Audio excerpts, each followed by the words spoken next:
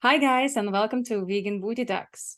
I have a guest with me today. He is specialized in teaching busy professionals how to lose fat, build muscles, and boost energy without animal products.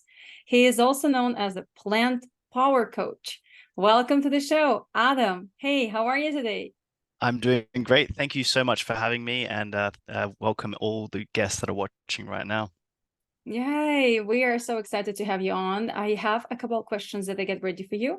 But before we get to them, can you tell a little more to our listeners who maybe don't know you, where you're from and where are you right now? And basically, what do you do for a living? Yeah, so first of all, like you said, my name is Adam. I'm originally from Australia, so anyone can pick up a little accent. I've been in the UK 7 years, so I get told by people from the UK I sound Australian, but my Australian friends say I sound English, so it's a little bit confusing sometimes. Um, I've Don't uh, tell me I've that been I sound ridiculous.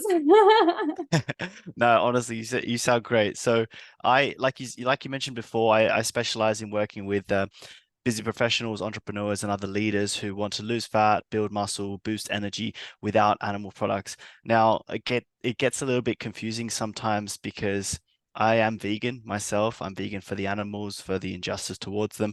And when I mentioned something like that, it's not like, why don't you specialize in working with vegans? Well, people like yourself who are vegan, and there's many other great vegan coaches out there, are doing such a fantastic job. I realized that there's a bit of an untapped market in the people who are essentially on the fence. There's a lot of people out there that, regardless of if it's for environmental reasons, for the animals, or for their own health, they have a seed planted in their head. And hopefully, I can be the one who grows that seed, and by kind of welcoming them a bit more. Another part Mhm. to that is that there's a lot of research, showing things like that are labeled vegan to push people away. I think this is a bit upsetting to know that, but the reality is that that's life right now. So if I can welcome and open the doors to people who don't necessarily want to become quote unquote vegan, but are interested in plant-based eating, plant-based lifestyle, eventually I can bring them to the moral and ethical principles of veganism in once they're in my world, essentially.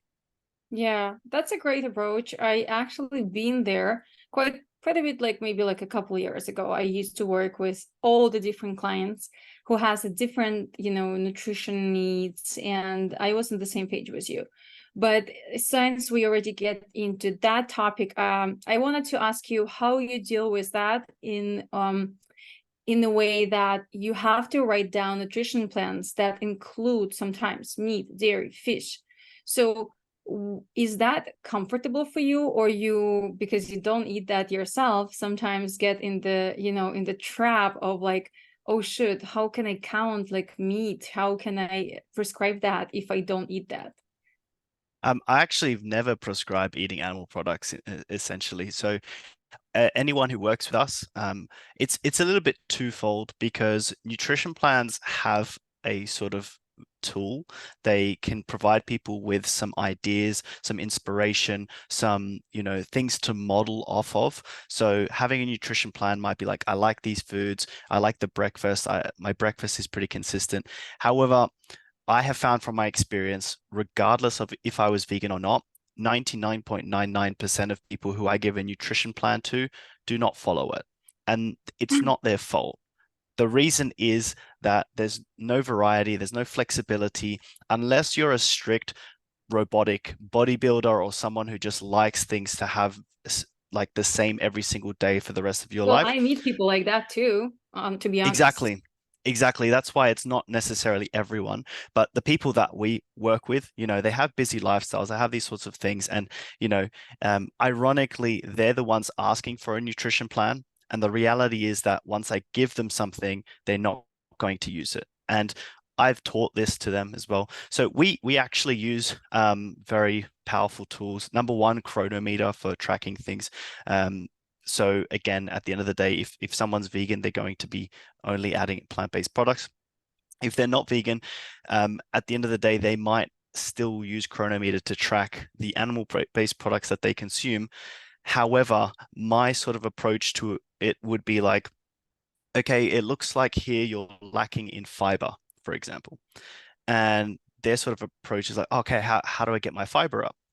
Great question. What foods have fiber?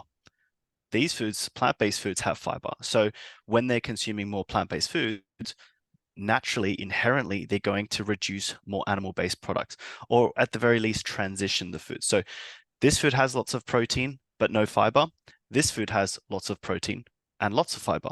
So therefore, substituting animal-based products for a plant-based option is going to be a step in the right direction with regards to their targets. So that's my general sort of approach. So even before I was vegan, I didn't really give nutrition plans. My approach was, you tell me what you're eating as a food diary. I will Mm-hmm. use what you're using to make an informed decision on the next steps that they're going to look like. I do the same thing now, except obviously more towards a plant-based and vegan nutrition plan. Yeah, well, that's a cool approach. What, since we already talking about that, what would say like that your top three or maybe top five, the best higher in fiber and higher in protein plant-based alternatives that you would recommend someone who eat a lot of meat but lacking in fiber? Yeah, I mean, it's a good question. Like if it's protein and fiber, you can be a bit limited. However, the good news is that you don't have to restrict carbohydrates. You don't have to restrict these things. I'm a big fan of things like lentils, chickpeas, those sorts of things, which are going to give us plenty of protein and plenty of fiber. Attached to those things, we can find lots of carbohydrates and lots of fats as well. So it's important to still introduce foods which are going to be plant-based that are high in protein, but not necessarily high in fiber, such as tofu, seitan, those sorts of foods. So Mm-hmm. again, it really, really depends. At the end of the day, me as an example, and this is a little bit tricky when I talk to students and talk to other people when I tell them to track calories. I don't actually track my calories. I don't track my macros. I've spent many, many years doing bodybuilding, powerlifting, and I understand I've I've tracked for so long. I'm in a very strong position to not have to check so much. I have a wonderful partner who does all my cooking, and we just try to make sure that we have a very decent amount of protein in every single meal. And we eat fairly freely ad libitum, lots of fruits, lots of vegetables, lots of foods. And, whenever we feel like a snack or whenever we feel like eating out, we can go eat out without having to necessarily track anything. Yeah, that's eventually the best approach that everyone comes to when they are ready to lose weight and already kind of like switch completely to whole plant-based food diet. But when we're coming back to the steps of losing weight, don't you feel like it's necessary to actually count macronutrients? And if you would go for higher fiber foods and higher in protein, like legumes, like beans, chickpeas, those that you mentioned, Mhm, they come with a lot of carbs. So mhm. with your experience, how someone can lose body fat and still get a lot of carbs? Yeah, how can they lose body fat and still eat a lot of carbs? That's a great question. First of all, I think extremely underrated, and I do believe that nutrition should be the sort of potentially the first step at understanding weight loss. So if we're talking specifically about weight loss, if you're not tracking your calories and you're not losing weight, that's probably a good place to start, is strongly understanding that, especially if this is an extremely important thing for you. Understanding what you're putting in your mouth is huge. Another thing for me is just activity level. I think that people hugely underestimate things like incidental exercise, taking the bike to work, going for a walk with your partner after work. These sorts of things hugely increase your calorie output. Not, I want to say hugely, but can play such a large role. And what happens with the amount of calories that we expend doing these things, it means that we can eat a lot more, right? So when we're talking about macronutrient wise, protein doesn't really change too much. So when we're increasing our activity level, that allows us, it gives us more room to consume more calories over time. So to use a very simple example, if you were 100 kilograms and you needed to you wanted to lose weight, I would get that person somewhere between 1 to 2 grams per kilogram of body weight of protein. So it would be looking like 100 to 200 grams of protein per day. Now, in this context, because we're trying to lose weight, I'm a big fan of aiming for the higher end, so 200. That way you're going to stay satiated for longer. So that 200 won't generally change too much over time, right? So as that person is losing weight, it's not going to change too much. However, what might happen is that you're going to start to develop more muscle. You're going to start to improve markers of your metabolism, improve markers of your health, especially if you're just being more active as the day goes on. So essentially, and this is something that we teach our students, is like you just become an energy burning machine. You just like can't stop burning energy, meaning that you have good, that your body is inherently quite good at regulating its metabolism and understanding when it's hungry, when it's not hungry, when it's full. And it's almost like impossible not to lose weight if you're someone who has weight to lose. So I hope that answers the question. Yeah. Yeah, no, I understand. I just don't know. I am kind of a bad advocate here, and being a coach too, a nutritionist, I know what people are usually struggle with, and those questions that I get asked personally a lot. I want to put them out there so more people can understand that eating carbs and losing weight is kind of possible, and actually on a plant-based diet, that's the way to go. Like it's just a lot of confusion out there. And I would ask you a stupid, maybe just like straightforward questions Yep. that are may just sound from nutrition perspective and from the coach as well, like strange. But I just wanted to ask those questions that usually people ask, right? When they are hear from you. I am a fitness coach and I am a plant-based, right? So Yeah. like those two things. And speaking about that, I wanted to jump back a little bit and ask you why you personally switched to the plant-based diet, how long time ago, and what would you say was your biggest struggle when you just switched to the plant-based? Yeah, that's a very good question. So I went vegan back in 2016. Now I had to kind of, to give a bit of context, step back a couple of more years before that in 2014, when I discovered a YouTuber by the name of Vegan Gains.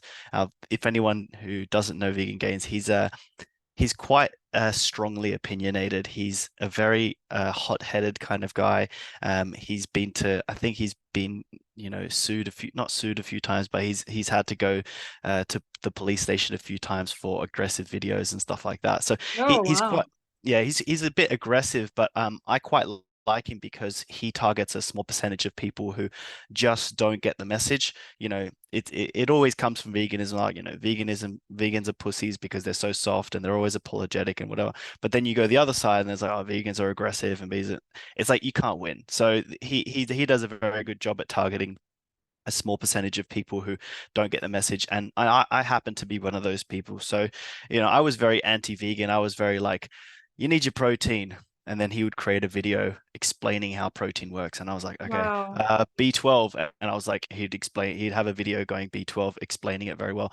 And then it was like, lions eat other animals. And then he would make a video about that. It was almost like he was making videos for me, right? So I I like to say that I had this bubble wrap of like comfort of like, I like the way I eat animals, and that's how it works. And he was slowly popping away those bubbles of the bubble wrap till eventually I had no more bubbles left, and I was exposed to understand that I had two choices. Either I was going to be a hypocrite, or either I was going to change my lifestyle and change my ways.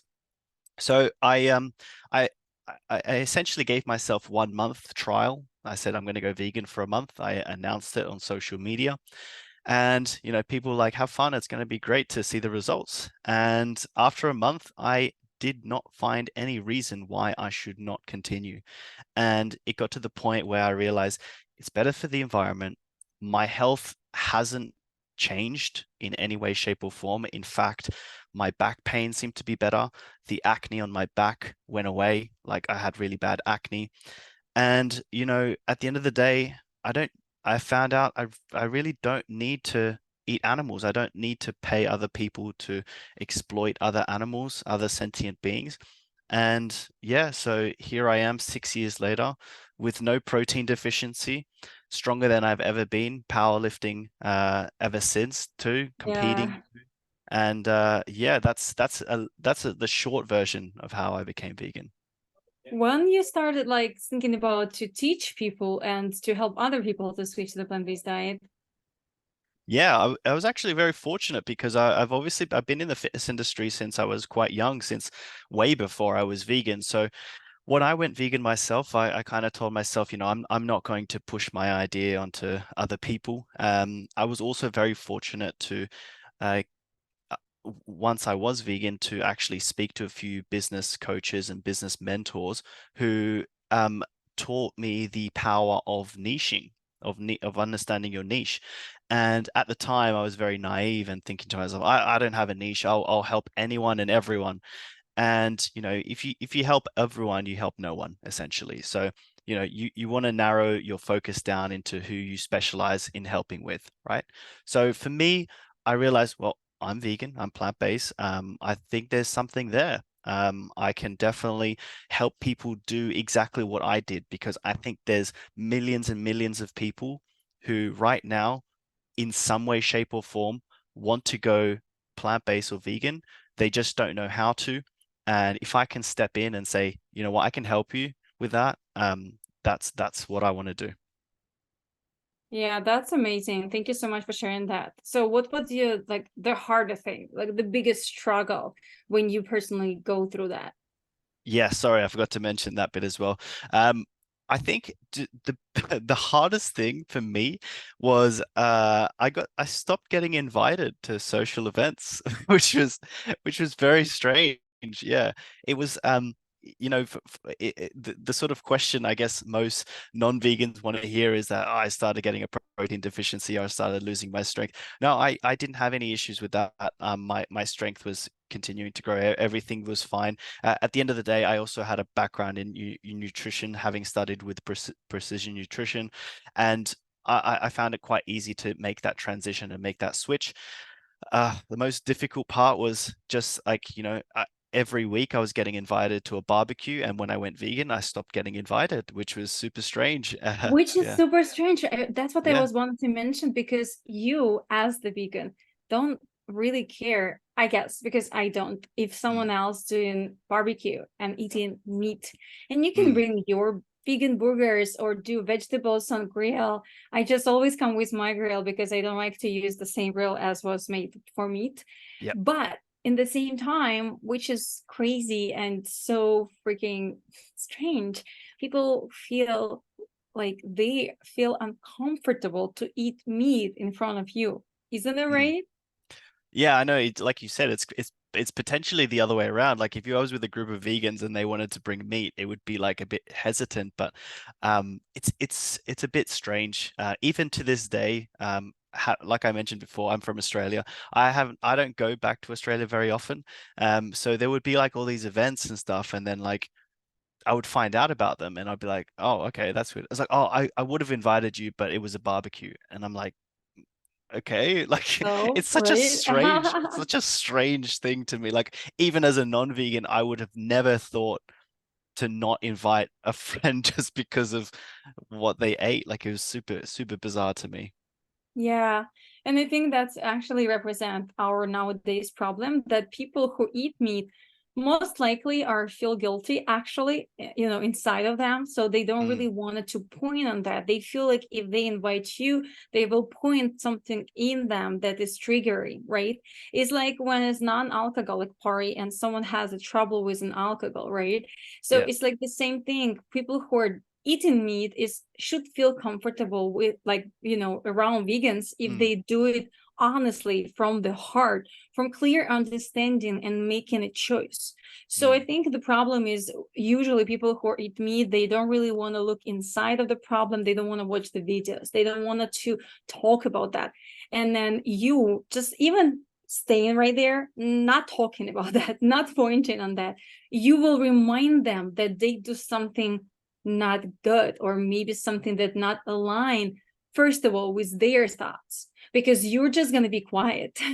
It's like, I have the same kind of example when it's like a pizza party with my girlfriends and I'm not invited because they like, oh, we're eating pizza, and then it's gonna be vegan pizza, but it's just like, you know, it's unhealthy, so you're kind of a healthy Yeah. person, so you don't really gonna eat pizza, so why we should invite you? And I'm like, well, we can just hang out and talk, and they can bring your salad. And they like, oh, she's bringing the salad, so she Mm, is gonna judge us, or maybe like we're not gonna feel comfortable eating unhealthy pizza when you have your salad here, and we just want to have fun. And then it's all, you know, the other way around, because I really don't care what people eat. It's their mm, choice. I just gonna bring my salad because I'm hungry and I want to eat. That's all. Right? yeah. So it's really great example. And for anyone who listening out there, I'm never gonna be judging anyone for eating or not eating meat or any animal products, or using animal tested products or whatever like that. But if you make a decision, right? If you have a choice and you made it, stand out for that, right? Mm, Don't be that quiet person who, oh yeah, I do eat meat, but kind of don't want to talk about that. Well, you made your choice, so be open about that. And it's mm, nothing bad or good of being vegan or not being vegan. It's just a choice that you make. So mm. it's like really bothering me. Sorry, maybe I spent too much time talking about that, but I think that's the crucial question that we have to talk about, because you can be vegan or you cannot be vegan. Just be open about that. And Mm, if you choose to kill animals, that's okay with me, but be open of your choices.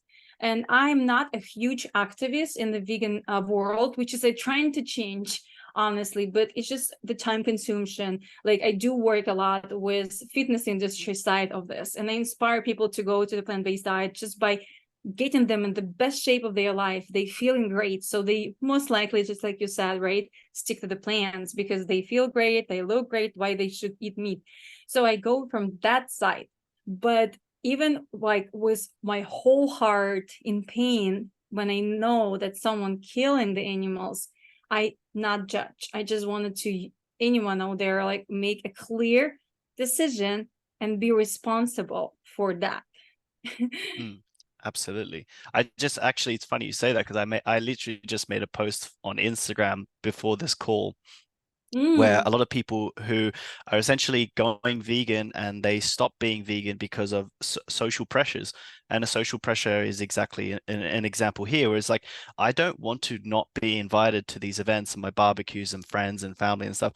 So therefore, I will renounce what I believe in because I want to be accepted into this group, and therefore go against my own morals and ethics simply because I want to please someone who probably doesn't respect me, doesn't respect others clearly, and potentially doesn't even respect themselves. So that was a great yeah. point. Yeah. Yeah, I like that you just make a post about that. And then to Yeah. go really in deep is actually, just like you said, is about actually be able to say no. And this is not only about veganism, it's just be able to build your priorities and stand out for them, and not trying to please other people, Mm, because you cannot be good for everyone. You're always going to be bad for someone. So you just have to do what you like and follow the rules that you build for yourself. And that's more about like just, you know, self-awareness, right? About self-growth. And I think being vegan is really hard, just because you have to teach yourself to say no and stand up for your beliefs, even though the other people cannot align with that. And then at the same time, you don't have to go into arguments. You know, I'm sure you have the same trouble so many times. People come to me and start to argue with me, like, oh, you don't eat meat, why? You don't drink milk, why? And I'm like so chill with that, because I don't really want to argue. I'm like, because this is my choice. mm, That's it, period. I yeah. don't want to convince you. I don't want to talk about that, because nowadays there's just so much information out there. If someone is really want to know, well, Google it. Google it. You will find all the studies. And now, like talking about that, bringing this point, especially when you're on barbecue or you're, you know, hanging out with your friends, just not worth it. Because in the end of Mm, the day, if someone is really want to know, they will actually go and do their research. So most likely they ask you just to like make up some, some conversation that are not going to be aligned with, the vibe of the evening and stuff like Yeah. that. So, but yeah, you're right. I absolutely agree with you. So that's the hardest part for you when you just transition. Is that being the hardest part still for nowadays? Oh, yeah, I probably say yes. Like, that probably is the hardest part. Like, I do want to mention as well that I think that for most people, myself is not included. I'm not a very good cook. I generally eat like whatever. Like, I'm very not fussy. I think for a lot of people, they've got a certain palate, and I think the hardest thing for them is the habit, is the habitually going to the section where they know they can buy the chicken, where they can buy this, where they can buy that, where they can get their protein, quote unquote, because that's apparently meat is the only place to get protein, apparently. So Mhm. like that to me, I've learned from other people is the hardest part for them. I haven't had that issue, but yeah, I think other people have.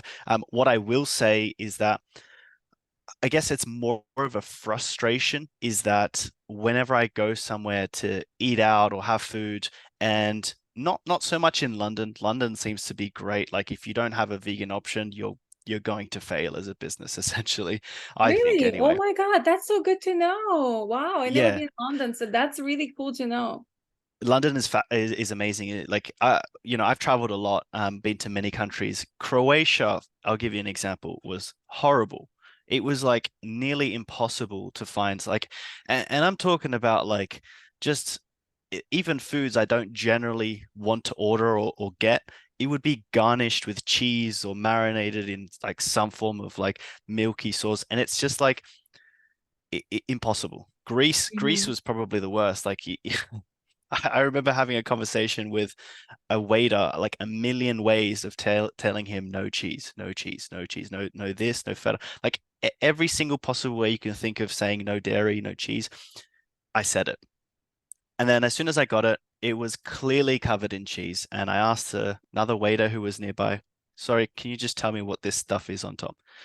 It's cheese. And I like, okay, great. So grab the other waiter. He says, yeah, no, this is Greek cheese. And I was like, okay, it's like that's probably like again, it's a frustrating thing. How can you not comprehend? And on top of that, like he doesn't even know I'm vegan. For all he knows, I could be allergic. It's it's just like, how is this even possible? So yeah, that to me is like probably the hardest slash most frustrating thing is that the world still hasn't caught up to understanding, first of all, allergens. Secondly, understanding that we don't need these products. It's fascinating how we still have this feeling that we have to eat them. It's crazy. Totally. Yeah, I feel you, man. The Yeah. same thing happened with me so many times. And then I I'm just shocking sometimes that it's 2023 nowadays. I still get the question in the restaurant, you're vegan. What does it mean? Like, what do you like? What you don't eat? What does it mean? Like, you okay? Meat, no meat, right? But do you eat fish? Oh, no fish. Oh my God. Okay. Oh, so eggs is Mhm. fine. No. What do you eat? Like, I'm like, Yeah. seriously? Like, it's. I know. I don't eat meat from I was 9 years old. Yeah. So with my my history of being vegan and then growing up, I know like the difference, right? I used to like explain everyone what does it mean to don't eat meat, because like 10 years ago, 20 years ago, like it was really new.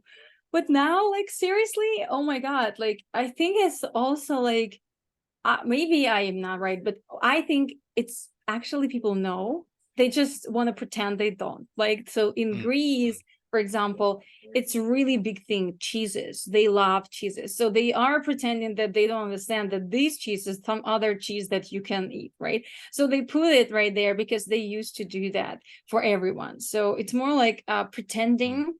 And as I said already, like, and that's their problem, not actually us, but we are suffer with that Yeah. so freaking much, which is crazy. And it's really right, like it can be an allergy. Like, Mm. what's the problem? I personally would add to that also that sometimes what makes me really upset when someone, and this is most in America, I feel, don't really want to change their menu for your nutrition needs. So it's not hard to take cheese out of the salad. But when I ask, so they can say, no, we cannot do that. This is our dish. This is only served like this. I'm like, well, I will pay you for that. I cannot have cheese. What's the problem? So it's like, the problem is they just don't want to do something for you, even though you're a customer and they're supposed to make you happy. So it's just so weird, isn't it? Yeah. No, it's I could go on about it for so long. It's super confusing to me how it's like I said, like London is actually very, very good for that. Not only that, it's just like you go somewhere, you ask them for a vegan menu, like Wagamama's, they have a separate vegan menu. Everywhere you go has a separate menu. I will add as well is that I've gotten to the point where if I'm traveling or I'm somewhere I'm not familiar with or a restaurant, I will say I have a dairy and egg intolerance, like I'm allergic, and I don't eat meat and whatever, just to make it seem more serious. And that in itself has also created another not a problem, but kind of the reverse. Like I would have to have this boring meal simply because I was hungry. And then, I've had instances where the chef came out and was like, sorry, this is very new to making it. Like, I hope that you enjoyed the dish. And it was like, yeah, sorry, I'm vegan, so I don't eat. It's like, oh, you should have told me you were vegan. I would have made this whole thing. So it No. just ends up being like, what do I do? Like, do I tell them I'm vegan? Do I not tell them I'm vegan? Because it feels like when I tell people I'm vegan, sometimes they just out to get me. They just want to sabotage my decisions, my choices in life, and it blows my mind. It's fascinating to me. So it's the world we Yeah. live in, apparently. Yeah, but it's slowly changing. I truly believe it will get better and better. You were traveling a lot. That's a really great conversation to have because I have a lot of girls in my coaching that travel a lot too. It's been a theme of like couple months. And I do love to travel too. For me, because I usually travel most of the time in America. So staying on the truck and being vegan is not a really huge, big thing. It's also because maybe I just vegan for so long. So I have like small things that I usually follow when I travel. So what are those maybe recommendations from you that you can give someone who travel a lot, but not only want to stay vegan, also want to try to stay healthy and clearly align with their goals? So like how you stay on track and shape and plant-based when you travel? Yeah, great question. I think I guess the most obvious answer is just like having some sort of preparation with your meals. For me, like um, the hardest food, whether you're vegan or not, is generally speaking protein sources. Like protein sources when you're going out, generally they're not like if you get an airplane meal, even if it's vegan, non-vegan, it's not necessarily going to have too much protein in there. So the something I think that gets underrepresented about protein is how well it is at keeping you fuller for longer. Protein and fiber as well. So if you can kind of prioritize those two things, then you're going to do a really, really good job at keeping yourself satiated, keep yourself fuller for longer. Like if you're on a 16-hour flight, like I have when I go to Australia, and you run out of food, I'm pretty sure you want to run out of food not being hungry compared to being starving. So prioritizing those foods as well. As well as that, fruits, vegetables, they're great amount of fiber in there. They're going to keep you fuller for longer, and they don't necessarily take up too much space as well. And if they did, you could potentially have a dried version of them as well. On the flip side to that, you're going to get a lot of calories, but it depends where you're kind of at with things. So preparation is probably key when it comes to traveling a lot. Another thing is like it's probably not as obvious, but don't give yourself such a hard time I think, on eating, let's say, vegan junk food, right? If you're stuck at an airport, you don't have many options, and the only thing available is fries, like some fries from some place because everything else is foreign to you. You're not familiar with what food's in it. You don't know if it's sometimes you don't even know which animal they're serving, right? So if you're going to go for that, just go for really, really basic stuff. I usually get like rice, like plain rice. Like I will tell them just plain rice. I'll get some vegetables again. Like generally things like vegetables are pretty easy to get a hold of. And then if I have to get some junk food, it's not going to be satiating necessarily. It's not going to be the best thing for me. But having when you're traveling, there's all sorts of stresses in your life. Are you going to miss your flight? All these sorts of things. To de-stress yourself and say, I have some food, I have some options, hopefully can alleviate some of the other external to nutrition stresses that you have. And don't be so hard on yourself. Get to your destination, have fun, and get back to eating the best that you can, high protein, high fiber, plant-based, and yeah, enjoy the holiday really if that's where you're going. Yeah, yeah. It's gonna be holiday season soon, so that's really great tips. I think you're absolutely right.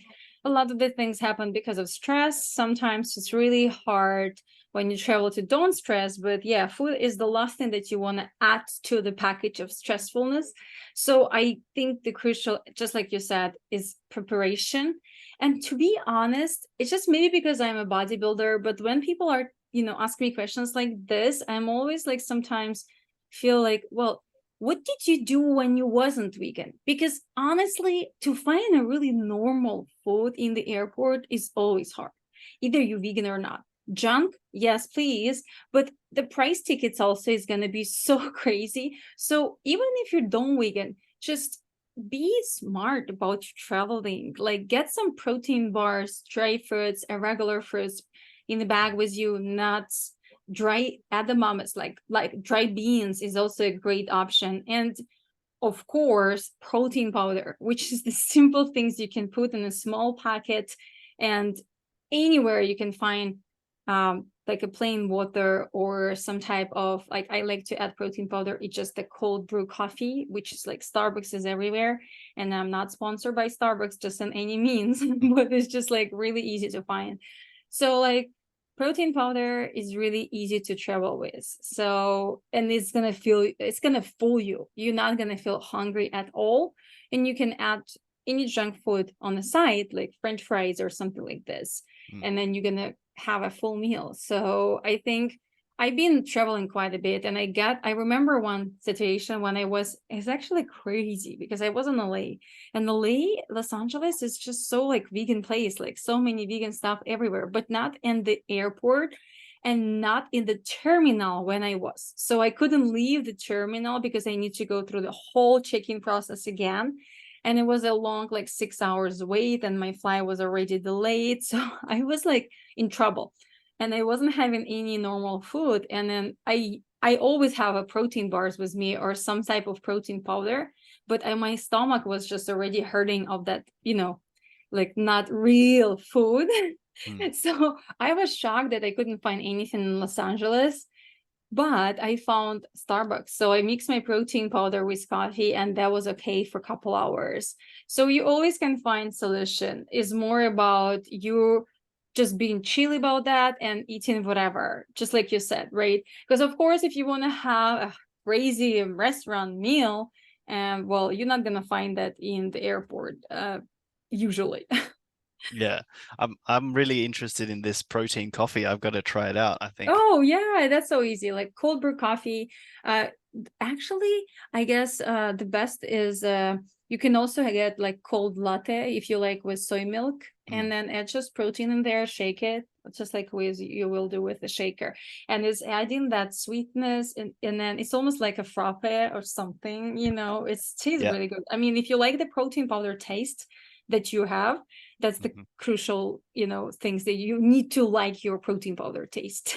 Because if you hate it, yeah, it's not going to taste good. Yeah, no, um definitely. by the way, what is the best protein powders on the market that you personally like? Is there any specific one that you recommend being plant-based? Yeah, so first of all, I'm for to kind of put my bias out there. I am affiliated by a sponsor, so I am sponsored by Raw Sports. So they have a great range of things, and what I like about them, and again, this kind of sounds like an ad, is that It's not.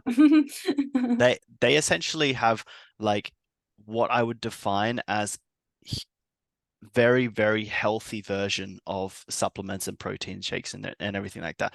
First of all, they're 100% vegan, like everything from their capsules, which are non-gelatin as well, for any of their supplements is great. So I'm a big fan of that. Uh, yeah, so all their sort of ingredients are very clearly marked. Like if you check the back of it, you check the ingredients, it seems to be extremely healthy. Like from what I can see, it's just very organic, straight to the point, like this very simple ingredients, and it tastes great. Like usually, if I find a brand which is super, super healthy, I don't like the taste. It just tastes like earth. It doesn't taste like, it tastes horrible.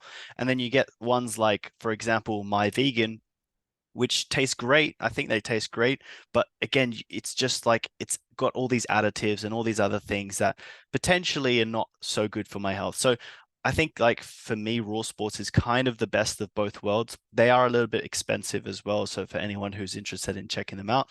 And but additionally, even though I have said all that, I, for all our students, our students that come through, I generally get them a gift of Raw Sports anyway, so they can get a sense of what it's like. But I genuinely say, like, what protein powder do you have now? This one. Great. Do you like it? No, I don't like it. Great. Try another one. Do you like the Yeah. protein powder? Yes, I like the protein powder. Great. Stick with that. Right. Mhm. Obviously making sure it's plant-based. I've had a student who wasn't vegan, and he was telling me that he had a protein powder, and he's like, what do you think about this? And it was a whey protein. And I said to him, how are you feeling with this? He's like, it's great, it's good, but like, I've always got stomach aches. I was like, yeah, like that's pretty obvious why. So yeah, so he was just like, oh, I'm just gonna finish it and see how I go. And I said, okay, great. But he wasn't having very good stomach issues. And I told him, because he's not a baby cow, so he's Yeah. got to realize Yeah, that it's the dairy crazy. is going to kill you. Well, not kill you, but it's really bad for you. Yeah. Yeah. I think it's just the gross. I have to put it out there for anyone who working with me. They know how easy I can explain whey protein. So imagine like you are taking the animal, like killing the animal, and then the rest, whatever taken for meat, for bones used for something else, and then skins for something else. So whatever else left, that they can use for whey protein. So it's Mm. just like crazy growth if you think about that. And then Yeah. if we're looking for the plant protein, like that's clearly like take spinach, steak, rice, make it powder of that, or pumpkin seed or chia seed, and then add some flavoring. Well, that tastes maybe not as great as the whey protein just because it's from plants, but it's just not as gross as you think about eating the rest of animal suffering, making into the powder. And then if anyone out there worry about not getting the same amount of amino acid profiles or the protein digestibility, well, first of all, I have a huge like podcast about that, but just quickly say, well, chicken, which is give you protein, eat what? It eats Plants. grass, Yeah. right? So you can eat the first source, which is grass, or you can eat chicken that ate grass, which is second source of your protein. Simple, right? Like Mm. as for me, it's super simple. Like chicken eat grass, well, I eat chicken. Well, you can eat grass too. Well, you're gonna be the first source of protein. And honestly, also to add to your point about, oh, I'm gonna finish this one and then I'm gonna buy a new one. Guys, don't do that to yourself. It's not worth it. First of all, if you buy the protein powder not on internet, from any vitamin store, GNC store, shopping store, you can bring the open box and say, I don't like it. My stomach doesn't feel good. I personally did it quite a times, and they will either refund you or either ask you for any type of other option that you can switch for. Mhm. So don't try to save money and then put something in yourself that makes you not even like, it's not just about taste. If it's feel you like, if it makes you feel bad, please don't do it. Like, it's just making me crazy when someone is from my, girls like signing up for a coaching. She spent a fortune to sign a coach, and then she says, this protein powder doesn't taste good. It makes me feel gross, but I will finish it just because I pay for it. I'm like, what? Well, don't do it to yourself. Like, if you want to save money, first of all, you can return it. But the second thing is, like, even if you like lack of money, you don't really like, this is not worth it. Your health has to be a priority. If your stomach hurts when you eat this protein powder, please don't do it to yourself. Just put it in the garbage, right? I love that suggestion as well. I never thought about that, like trying something and then like just taking it back to where you came from. Really? Oh That's a my great God. idea. I never, Like, it's it's I so was actually funny. like he sent me a message saying like, oh, like I want like what should I do with it? I'm just going to finish it. I think because I send my students voice notes. I said give it to Mhm. someone you don't like. Yeah, yeah, I yeah. think that's what I said. You can, yeah, that can be done too, but I personally done that like other type of scenario when they come back to vitamin shop or GNC store or like any kind of like a supplement store. Yeah. I did it like 3 times, I think, already in my life because I was looking for the best plant-based protein powder. And Yeah. as you know, the greater nutritions are usually the taste is not the best. So I came back and I'm like, sorry, this one doesn't taste good. So they gave me the other option from the market. And then I did it a couple times until I found the one that I like. And nothing bad with that. Don't get embarrassed. This is not the store fault that you don't like the taste or your stomach doesn't go with that well, right? So yeah, it's just again stepping out from the comfort zone, going to the store, talking to them. Of course, it's gonna be maybe uncomfortable, but I think it's worth your health and feeling great, right? Absolutely. Couldn't agree more. I feel like I can talk to you forever, but I have a time requirement. So we need to finish up. Before I let you go, as I said, I'm being the bad advocate today. So I want to ask you, if someone out there coming to you and let's say they want to be coached by you, but they say, I cannot live without meat. I'm going to die, or I need meat to survive. What would you suggest them and how would you react on that?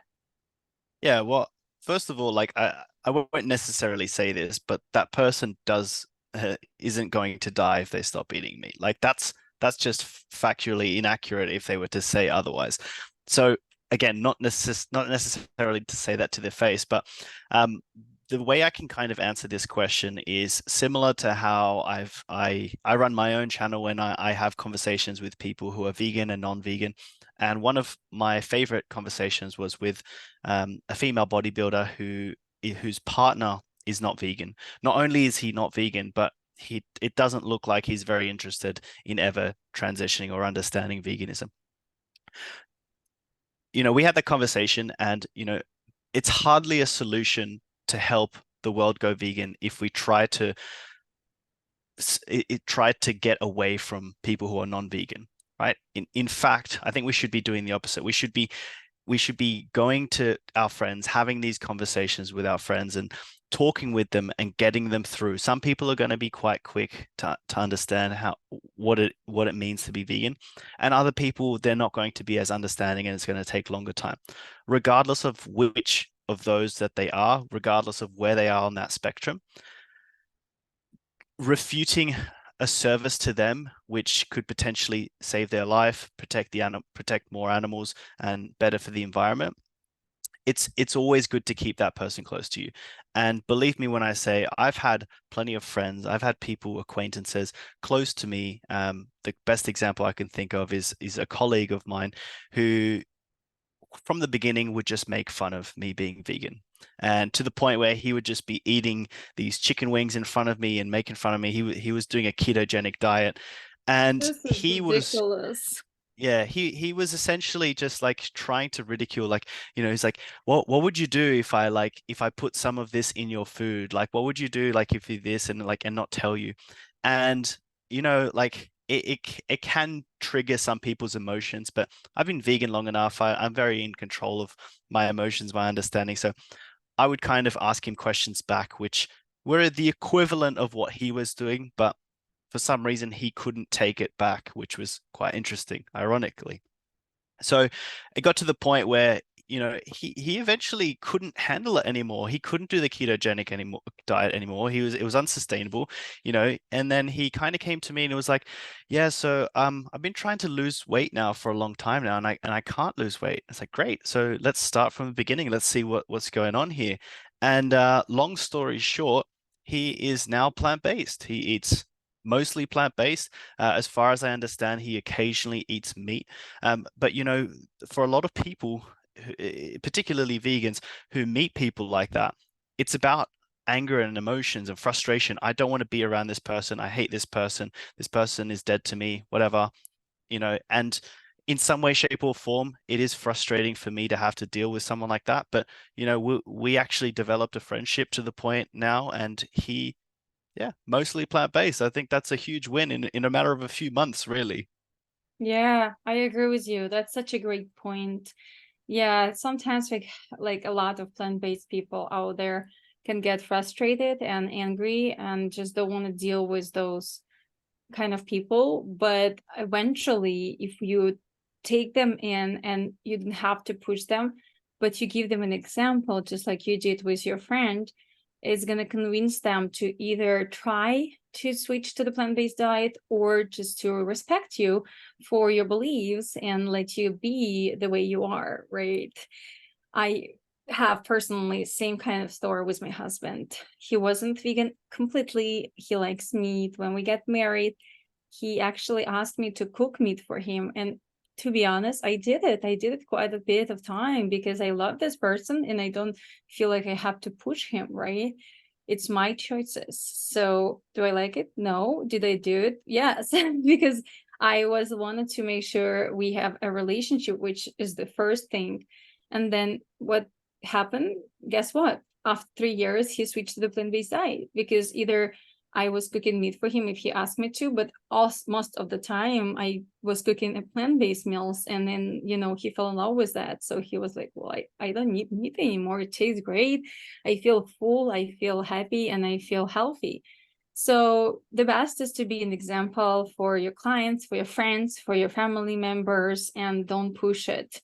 Because if you're gonna push it, it's basically gonna make the other way reaction when someone is just gonna feel uncomfortable and don't even want to look in what you do and don't want to deal with that.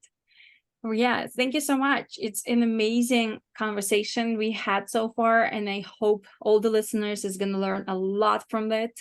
Before I let you go, can you tell me a little more like about if someone is want to work with you, how they can find you, and what's the best way to reach to you? Yeah, so I'm the Plant Power coach, and it's pretty much the same name all across all social media platforms. So if you go onto Instagram, search Plant Power Coach, you'll find me. If you go to Facebook, Plant Power Coach as well. My business name is Plant Power Academy, so it makes it super easy to remember. So anything business related, we'll try and keep in Plant Power Academy. Anything professional related, Plant Power Coach as well. If you do want to see a little bit of my personal life, I run Plant Power Lifestyle as well. So those are kind of the three main places. And of course, you can always go to plantpoweracademy.com. We have plenty of free resources like recipe books, those sorts of things, which I think are going to be very valuable for people, as well as an introduction and free trial into the Plant Power Academy. If anyone who kind of resonates with my style of coaching and my philosophy on plant-based eating and stuff, we offer a free trial for anyone who's interested on the plantpoweracademy.com. That's amazing. Thank you so much for sharing that. It was really my pleasure to meet you and talk to you. I hope we can meet again and talk more about all the plant-based things. And before I let you go, is there anything you want to tell to our listeners, whoever listen or watch this video on YouTube? Well, I will say that anyone watching this video, that Avrora is an amazing person from what I've seen and what I've discussed today. So please go listen to her, especially for any women lifters out there. I know, you know, as well as vegan men having their sort of issues with the whole you got to eat meat to be manly. Women have a sort of similar issue, but with differences when it comes to veganism. For example, iron deficiency and stuff, which is closely related. So speak to Aurora and understand that as a female, even as a male, whoever you are, you can align your morals and ethics by being vegan and doing the best thing, not just for your health, not just for the environment, but the animals as well. Yeah, thank you so much. My pleasure to meet you today and talk to you. I wish you have an amazing rest of your day, and I'm sure I'll talk to you soon in a little bit. Pleasure's all mine. Thank you, Aurora. Bye bye. Bye.